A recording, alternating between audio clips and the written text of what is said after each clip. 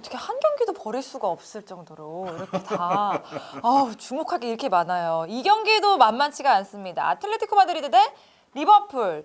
요거 지금 라리가 최소 실점인 아틀레티코 마드리드 그리고 공격력의 리버풀 요 대결이거든요. 네, 지금 전적으로 예전에 한창 시메오네 감독이 그래도 제일 유럽 무대에서 셀 때 고딘이 수비에서 중심이 되고 그리즈만이 있을 때에 비해서는 조금은 전체적인 레벨은 떨어진 느낌이에요. 네. 특히 최근에는 아틀레티코 마드리드가 공격력이 역시 부진한데 그래도 전반기보다는 2월쯤 가면 공격력이 살아나지 않겠냐. 그리고 지금 주앙 펠리스가 골이 좀 터져야 돼요. 전체적인 내용에 비해서는 골이 터지지 않는데 이제는 어느 정도는 주앙 펠리스도 적응기가 지나서 2월 달에는 골도 터지고 공격 포인트도 좀 많이 올리는 체계로 가지 않겠느냐. 그런 희망적인 부분도 있지만 그럼에도 그리즈만이 활약할 때에 비해서는 1월 이적 시장 어떻게 될지 모르겠지만 그때에 비해서는 공격 화력이 아직은 좀 미진하다.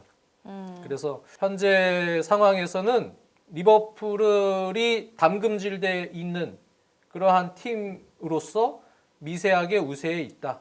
그래서 저는 현재는 디펜딩 챔피언에게 조금 더 높은 점수를 주고 싶고요. 물론 이 시속 게임으로 끌고 갈 경우는 시메오네 감독이 늪으로 계속 초대해서 갈 확률도 존재하긴 해요. 워낙 그러한 데 능한 이 아틀레티코 마드리드이기 때문에. 하지만 그럼에도 종국에는 리버풀이 그래도 가지 않겠느냐. 그래서 이것도 역시 5.5 대 4.5 정도로 리버풀 우세를 좀 봅니다. 뭐 지금 단계에서 예측은 대충 비슷하게 나올 수밖에 갈 없는데요. 수밖에 없겠죠. 리버풀은 멤버가 이제 챔피언스리그 우승했던 지난 시즌과 그렇게 크게 이제 달라지지 않았어도 여전히 프리미어리그도 우승할 수 있고 계속 강할 것이다라고 예측을 제가 올 시즌 전에 했을 때 그때 제가 어떤 표현을 썼냐면 요번 한 시즌 정도는 지난 시즌 멤버로 리버풀은 그냥 가도 됩니다.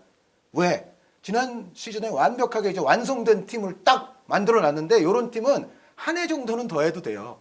이게 근데 계속 가면은 매너리즘에 빠지고 이제 노쇠하고 이제 문제가 발생하는 팀이 되지만 한 시즌 정도는 계속 강하게 갈 수 있는 팀으로 저는 리버풀을 봤거든요. 그런데 제가 뭐 봤을 때도 지금 그렇게 되고 있어요. 그래서 리버풀은 완성된 팀인데 반면에 아틀레티코는 리빌딩 중인 팀이죠. 그러니까 아틀레티코의 근년의 작년, 재작년 멤버들과 지금 멤버를 비교해 보면 상당수가 얼굴이 바뀌었거든요. 그러니까 아틀레티코는 이제 새로 만들어가는 팀이라고 해도 과언이 아닌데 그러니까 아직은 이제 완성도 같은 부분이 조금 떨어질 수 있는 건 당연해요. 여기에 장 의원님 말씀대로 아틀레티코에게는 지금 득점력 부재가 좀 심각합니다. 네. 사실 뭐 시메오네 감독 지휘봉 잡으면서 항상 득점이 잘 터졌던 팀은 아니지만 올 시즌 지금까지는 거의 최악 수준으로 득점력이 안 나오고 있어요. 그런데 이 부분이 이제 2월 달에 어떤 모습이 돼 있을 건지가 이제 아틀레티코에게는 가장 관건인데 어찌됐건 이 대결은 전술사적으로 아마 상당한 의미가 있는 대결이죠. 왜냐하면 예전부터 전술사 책들에서 보면 특히 2010년대에 아주 중요한 두 지도자로서 디에고 시메오네 감독과 위르겐 클롭 감독을 꼽거든요. 근데 클롭 감독은 어떻게 보면 그 이후에도 지금까지도 뭔가 발전을 계속 해왔는데 시메오네 감독은 최근에 이제 아틀레티코가 약간 부진해지면서 시메오네는 이제 정체되고 이제 한계가 완전히 이제 노출된 거 아니냐라는 얘기를 또 듣고도 있어요. 그렇지만 한동안은 시메오네와 클롭이 붙으면 어떻게 될까? 시메오네와 클롭 누가 더 전술사에 중요했던 사람인가? 뭐 이제 괜히 라이벌화 됐던 두 사람이에요. 그만큼 전술사에서 이 둘이 차지하는 비중이 2010년대에 컸단 얘기죠. 근데 여기서 이제 지금 현재는 리버풀과 클롭 감독이 더 우위에 있고 강팀으로 보이는 게 사실입니다만 이제 시메오네 감독이 내가 여기서 클롭한테 발리면 정말로 나는 이제 정체되고 이제 끝난 사람이지 라는 생각을 시메오네도 할 거거든요. 거기서 이제 시메오네 감독이 과연 어떤 수단 방법을 가리지 않고 이 승부에 임할 것인가는 굉장히 흥미로운 포인트가 될 거예요. 그러니까 한 번 물면 놓지 않는 스타일은 시메오네 감독이 여전히 있기 때문에 그래서 이 대결은 전술사적으로도 상당히 재미있는 의미가 있을 거라는 생각이고요. 아틀레티코 팬들을 위해서 한마디 덕담을 해드리면 예전에 정말 극강의 주도적인 축구를 하는 바르셀로나 또 그 바르셀로나 이후에 극강의 주도적인 축구를 보여왔던 펩 과르디올라의 바이에른 뮌헨 이 두 팀을 챔피언스 리그에서 다 물먹인 팀이 아틀레티코였다는 거예요. 그러니까 아틀레티코 입장에서는 오히려 리버풀이 좀 주도를 많이 하는 쪽으로 나와주면 우리는 이런 팀들을 늪으로 초대하는 잡은 전통이 있지. 늪으로 몰아넣고 한 방 철퇴로 이겨버리고 뭐 이제 그런 전통이 아틀레티코에게는 있어요. 그래서 그래 그 주도해봐. 그럼 오히려 아틀레티코 전통으로 잘하는 걸 해줄게. 뭐 그런 식으로 아틀레티코는 또 생각할 수도 있고 요때 이제 역습에 있어서의 결정력이 얼마나 2월달에 살아날 수 있느냐가 이제 관건인데 이제 결론을 말씀드리자면 어쨌든 8명의 칼럼니스트에게 봤습니다. 리버풀이 8대 0으로 이겼습니다. 네. 8대0. 전원일치 리버풀 진출인데 그 중에 2명만 매우 어려운 경기에서 리버풀이 아슬아슬 가까스로 올라갈 것이다라고 저는 얘기합니다. 그분의 의견입니다. 슈퍼컴퓨터는 요 가장 특이한 결과인데요. 아틀레티코 마드리드의 진출을 예측했습니다. 오, 정말요? 네, 어떻게 진출을 예측하냐면 아틀레티코가 홈에서 1대 0으로 이기고요. 안필드에 가서 1대 2로 집니다. 그래서 원정골에 의해서 아틀레티코가 올라갑니다. 충분히 납득할 수 있는 슈퍼컴퓨터가 그렇게 얘기했습니다. 알겠습니다. 과연 인간이 맞을지 슈퍼컴퓨터가 맞을지 한번 기대를 해보시기를 바라겠고요. 자, 이제 대망의 장의원님이 기다리셨던 바로 첼시 대 바이에른 뮌헨입니다. 아니 뭐 2011-12 시즌 때 첼시가 좋은 기억 있잖아요. 요거는 아까 뭐 한의원님 얘기. 제가 먼저 얘기하고 반대로. 그냥 끝낼게요. 네. 그 내용적인 빨리 건 전 얘기 안 얘기하겠다? 하고 자 슈퍼컴퓨터 바이에른 뮌헨이 첫 경기 2대 1로 이기고 두 번째 경기 2대 0으로 이겨서 4대 1로 이깁니다. 슈퍼컴퓨터 4대 1. 자 그리고 사람 하나 둘 셋 넷 다섯 여섯 일곱 여덟 9명의 글을 봤어요. 요거는 바이에른 뮌헨이 9명, 9승으로 이겼습니다. 9대 빵입니다. 네, 그럼 모두가 지금 슈퍼컴퓨터와 인간이 모두가 지금 바이에른 뮌헨에 이렇게 자, 손을 들어줬는데 저는 이제 내용 얘기할 거 없고요. 이 얘기를 들은 첼시는 어떻게 반응하실지. 저는 5대5 싸움 봅니다. 5대5 싸움. 네, 대단하십니다. 자존심을 지키고 네. 계시는군요. 램파드 감독이 시행착오를 겪고 있는 단계를 보면 학습의 효과가 매우 뛰어나고 미세하게마나 계속 바뀌고 있는 걸 느낍니다.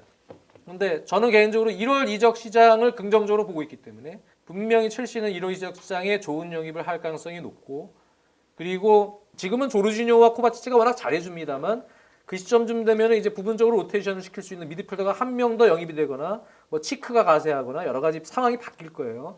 그리고 캉테롤도 지난 분모스전 같은 경우처럼 어중이 떠중이 이런 상황이 되지 않도록 약간 홀딩 쪽에서 에너지를 비축하다가 순식간에 수비 쪽으로 커팅을 한다거나 커버를 한다거나 이런 집중력을 이제 캉테를 살려줘야 되는데 그게 요즘에 조금 안 되는 또 시행착오도 있어요.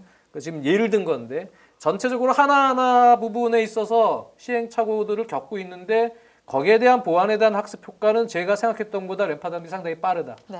바이에른 뮌헨이 지금 워낙 멤버도 좋고 좋은 팀, 여전히 좋은 팀이긴 합니다만 저는 조금 희망적으로 봅니다. 그래서 지금 예상하는 것보다는 첼시가 좀 올라올 거다. 그래서 지금 현 시점이면은 저는 4.5 대 5.5, 심지어는 뭐 4.2 대 5.8까지 보는데 근데 그때 되면은 거의 4.9 대 5.1, 5 대 5 여기까지는 들어갈 것이다. 네, 그래서 저는 2월에는 5 대 5 팽팽한 싸움이 될 거라고 개인적으로 봅니다. 첼시는 1월 영입을 할 것 같고요. 제 생각에. 바이에른 뮌헨은 변수는 있죠. 과연 지금 한지 플릭 감독이 2월 달에도 감독일 것이냐 혹은 누구 다른 사람이 올 것이냐 뭐 이런 변수도 분명히 존재를 하고 그런데 이제 바이에른 뮌헨이 이 대결에서 궁극적으로 이긴다고 주장하는 대부분의 사람들은 첼시의 현재 나타나고 있는 어떤 수비 불안을 지적하는 경우가 많아요. 그 수비 불안을 가지고 로베르트 레반도프스키의 득점력을 지금 뭐 막아낼 수 있을까? 일단 그거부터 의심하면서 이렇게 많은 사람들이 바이에른 뮌헨 쪽으로 몰리는 거거든요. 그런데 이제 첼지온 위원님은 역시 그 문제에 있어서도 첼시가 향상될 수 있다라고 아마 생각하시기 때문에 5대5 얘기를 하시는 걸 것 같아요. 네. 알겠습니다. 첼시와 바이에른 뮌헨 경기는 이렇게 마무리 짓도록 하고요. 다음 경기 올림피크 리옹 대 유벤투스. 네, 요 제가 먼저 할게요. 요거는 제가 하나, 둘, 셋, 넷, 다섯, 여섯, 일곱, 8명의 글을 봤는데요. 8대 0으로 유벤투스가 이깁니다. 와. 네, 8대 0으로 유벤투스가 이기고 역시 슈퍼컴퓨터도 득점 합계 4대 2로 유벤투스가 올라간다고 했어요. 그런데 이거는 이렇게밖에는 얘기가 나올 수밖에 없는 게 리옹이 지금 16팀 가운데 최약으로 현재 평가받습니다. 네, 일단 지금 리그에서 현재 저희 녹화 기준으로 8위고요. 올 시즌 이미 감독 교체가 한번 일어났어요. 실비뇨 감독 있다가 루디 가르시아 감독으로 바뀌었는데 문제는 지금 루디 가르시아 감독도 위기입니다. 바뀐 감독까지도 지금 계속 위기가 지속이 되고 있는데다가 여기에 공격의 핵 중의 핵, 캡틴 데파이 선수가 이제 시즌 아웃이 됐어요. 데파이 선수만 시즌 아웃 됐냐? 제프렌 아델라이드라는 선수가 있는데 네. 이 선수도 어시스트를 많이 해줬던 선수인데 이 선수도 데파이 선수와 같은 불의의 한의원 부상으로 팀의- 인해서 아스날에 한의원 있던 팀의 선수예요. 팀에서 네, 그래요. 꼭 그 얘기 해야 되겠어요. 하여튼 댄 아델라이드라는 선수가 있는데요. 이 선수도 그 데파이 선수와 같은 부상으로 아웃이에요. 그래서 지금 뭐 리그에서 흔들리죠. 지금 리옹 팬들 난리 났다고 그래요. 네. 제가 프랑스 쪽 칼럼 보면 전체적으로 이 대결은 유벤투스가 정말 대진을 잘 뽑았다라고 다들 그렇게 얘기해요. 맞아요. 그래서 뭐 지금 평가로서는 뭐 어쩔 수 없는 것 같습니다. 알겠습니다. 이 경기 이렇게 마무리 짓도록 하고요. 마지막 경기입니다. 나폴리 대 바르셀로나. 이 경기는 저는 나폴리에게도 희망은 있다. 네, 이적 시장을 봐야 되겠지만 저는 개인적으로 5대5 봅니다.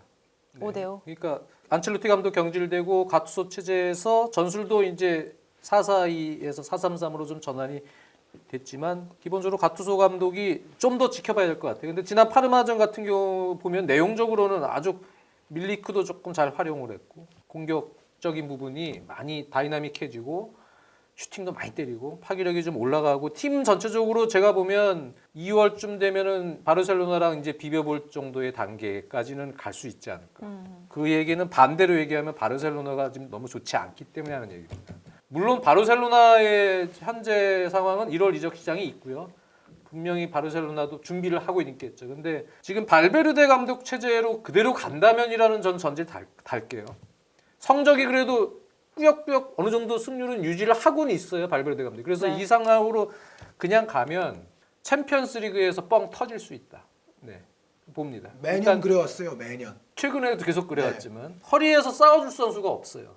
제가 보면 그렇다고 그리즈만을 지금 전술적으로 잘 활용하는 것도 아니고 저희가 바르셀로나 얘기할 때 저도 그 얘기를 했었지만 예전에 4-3-1-2처럼 좀 이렇게 활용되고 뒤에는 싸워줄 수 있는 미드필더 3명을 배치를 해야 되는 게 현재 공격진을 살릴 수 있는 방법이에요. 근데 지금 단계에서는 챔피언스리그 토너먼트 단계에서 결국은 그 중원 싸움 또 전체적으로 수비로 전환될 때의 문제 이런 부분을 고려하면 현재 바르셀로나는 최가 내용적으로 보면 최근 근년 한 10년 정도 중에서 제일 떨어져 있다고 봐요. 네.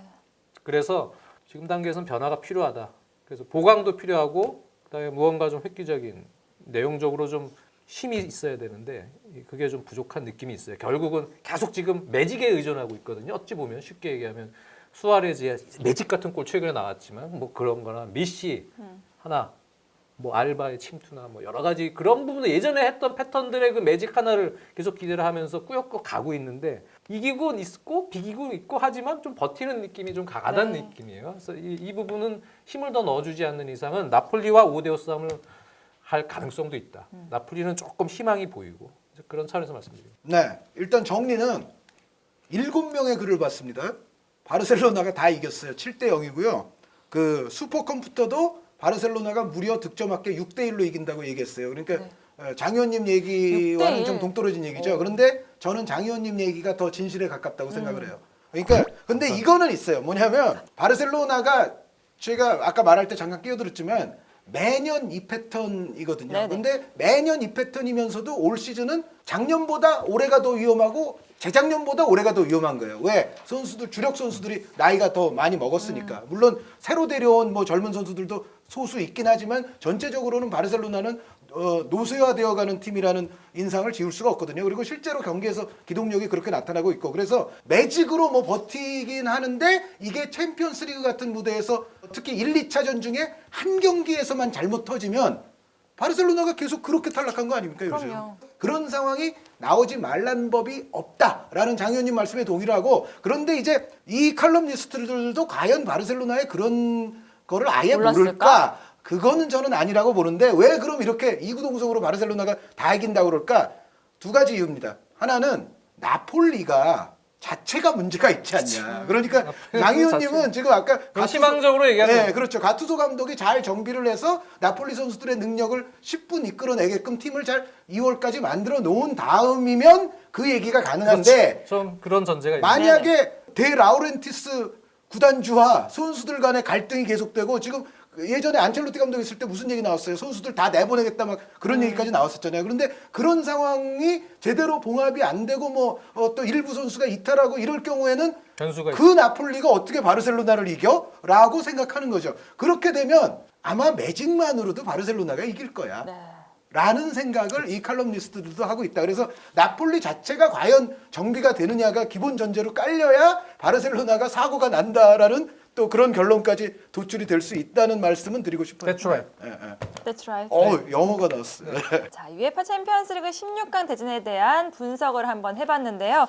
사실 16강을 치르기 전에 겨울 이적 시장이 있기 때문에 두 위원님께서 말씀하셨던 것처럼 그 이후에 전력 변화 경기 운영도 한번 기대를 해봐야 될 것 같습니다.